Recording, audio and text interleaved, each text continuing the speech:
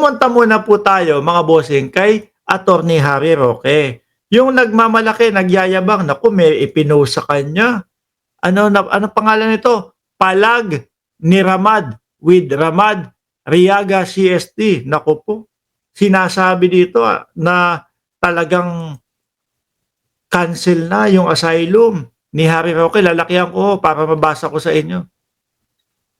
At hindi lang po ito kasama po nitong post na ito nung June 12 mga kababayan. Ayan sabi ko naman sa iyo Harry Roque denied na ang pinagyayabang mong asylum sa Netherlands. Kasama po niyan at nasa ilalim ho niyan mga kababayan ay ito ho. Ay hindi yan. Yan yung pinagmamalaki ni Roque Ito po yan may mga bura. Immigration and Naturalization Service Ministry of Justice Security Overview Confidential Information or Fraud Subject Notification. Kasama po nito yun mga kababayan. Ayan yung pangalan Harry Roque, Philippines. Paano babasahin to? Philippines. And tapos nakita ko lang dito, Banwage Bus, Script, Forgery, Misconduct, and etc. etc. So siguro ito yung paliwanag mismo mga kababayan. Ito. Kasi magkasama yung magkasama yung post na yan. Sabi ko naman sa iyo, Harry Roque, na-deny na ang pinagyayabang mo na asylum sa Netherlands. Pero madiin pong itinatanggi ni Roque yan. Sinasabi niya, hindi, walang katotohanan yun.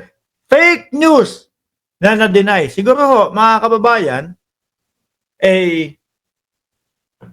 ayaw malaman ni Harry Roque ng gobyerno ng Pilipinas, ng Interpol, na wala na siyang kinakapitan na asylum kung sakali man na totoo ito. Ayaw niyang malaman. Kasi pag nalaman ng Interpol o gobyerno ng Pilipinas, naku po, yung hinahawakan, pinanghahawakan, pinagyayabang ni Roque, 1.5 taon bago maipasa yung asylum niya, wala na. Denied na. Naku, pwede nating arestuhin na si Roque. Di ba? Sabi dito, sabi ko naman sa iyo, Harry Roque, na denied na ang pinagyayabang mo na asylum sa Netherlands.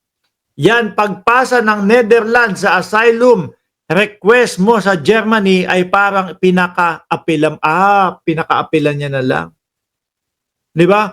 100% denied din niyang asylum mo sa German immigration dahil isa kang political nuisance. Sabi nga po ni DOJ Secretary, etong si Roque pinagpipilitan na lang na sumasali siya sa politika ng Pilipinas. Alam mo ba yon? At dito sa Pinas naman ay isa kang political prostitute. Alam mo ba na German government pa unang nag-advise sa European community na i-deny ang asylum? Paano yun? Totoo itong sinasabi dito na post mga kababayan, kung ipinadala ng Germany, ng Netherlands, yung kanyang asylum, para apela doon sa Germany, tapos sila pa yung nagpadala,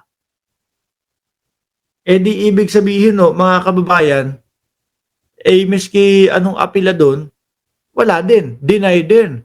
Alam mo ba na ang German government pa yung nag-advise sa European community na i-deny ang asylum mo?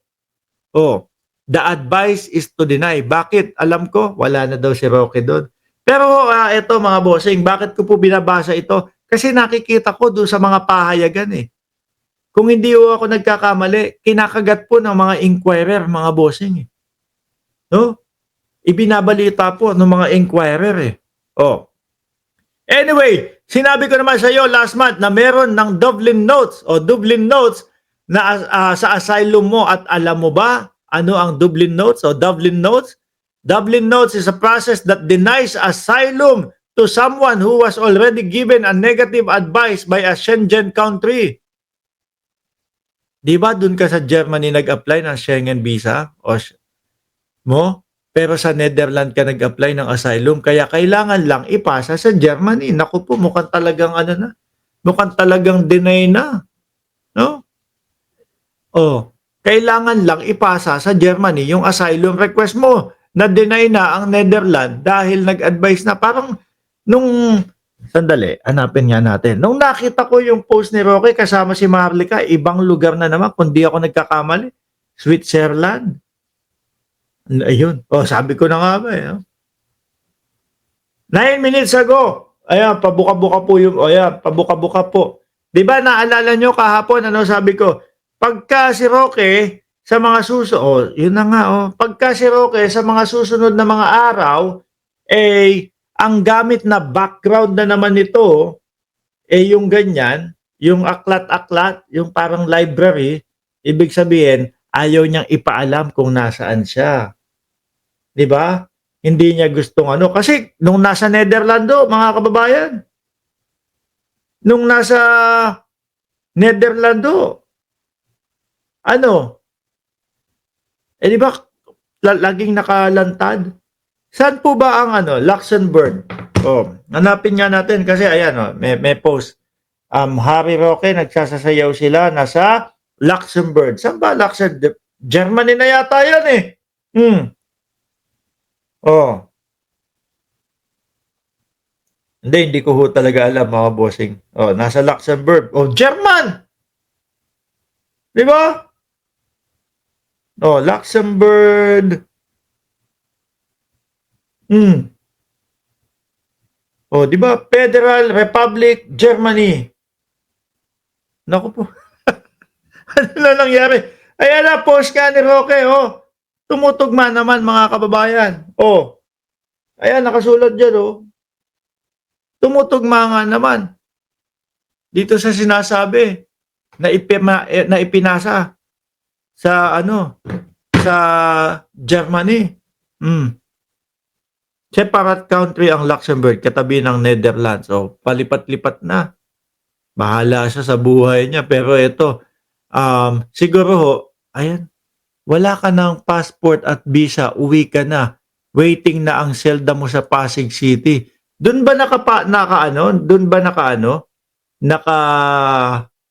ano tawag dito? Nakakaso yung kaso ni Roque na human trafficking sa Pasig City. Naku po, makakatabi pa si Buloyski ah. Oh. Mukhang makakatabi pa si Buloyski mga kababayan. Waiting na yung selda mo sa Pasig City Jail. Miss ka na ni Kibuloy. Magsama na kayo dun. Bukod sa land grabbing, sedition, murder, perjury, violation of anti-torture law, money laundering, human trafficking, falsification of public documents. 4 na disbarment case ang sinampa laban sa iyo. Naku, ang dami. Eh, ang sabi naman po ni Roque, oh, ayan, meron naman daw siyang ID. No? Pangontra naman ni Roque, eh, paano madi-deny yung aking yung aking asylum? Eh, ayan nga, pinagkalooban ako ng ID, oh, ng Netherlands daw, ho, mga kababayan. Ngayon, ayan, sabi, look, kuhang larawan na ibinahagi ni Attorney Harry Roque sa kanyang social media post. Nagpapatunay na meron itong natanggap na national ID sa Netherlands daw, ho. Yan, siyempre, pansampal ni Roque yan, di ba? Ngayon naman, may nagkomento diyan, mga kababayan. Sabi, look, kuhang larawang ibinahagi kay Attorney Harry Roque. Komento ni Emilio, it's not an assurance you'd get a favorable result on your asylum application. That's only an assurance you're temporarily a visitor of Netherlands. Diyos ko po, yari kayo, Roque. Ay, nako po. O, ayan pa. Lalantad naman din po yan, mga kababayan. Malalaman natin ang katotohanan eh. No? Pero yung nakikita natin na mukhang lumilipat-lipat na si Roque ng lugar, at yung sinabi ko nga ho sa inyo, ano sabi ko sa inyo? Pag si Roque, ang susunod na mga vlog, eh hindi na nagpapakita kung nasaan siya. At yung mga ganito na, yung mga libro na ulit, eh baka nga, na ipinasa na sa Germany. 'Di ba? Yung kanyang hinihinging asylum. Ay, iwan na po natin si Roque. Siningit ko lang po yan, mga bossing.